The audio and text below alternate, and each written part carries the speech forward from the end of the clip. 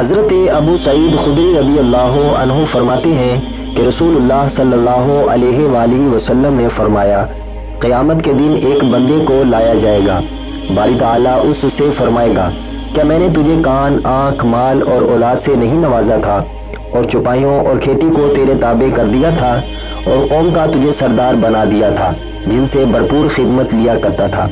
پھر کیا تجھے یہ خیال بھی تھا کہ تو آج کے دن مجھ سے ملاقات کرے گا؟ وہ عرض کرے گا، نہیں۔ اللہ تعالیٰ فرمائے گا، آج میں بھی تجھے بھول جاتا ہوں جیسے تو مجھے دنیا میں بھول گیا تھا۔ سنن الترمذی حدیث نمبر 2428۔ حضرت انس بن مالک رضی اللہ عنہ اپنے والد سے بیان کرتے ہیں کہ میں نے نبی اکرم صلی اللہ علیہ وآلہ وسلم سے درخواست کی کہ آپ قیامت کے دن میرے لیے شفاعت فرمائیں۔ آپ صلی اللہ علیہ وآلہ وسلم نے فرمایا، ضرور فرماؤں گا۔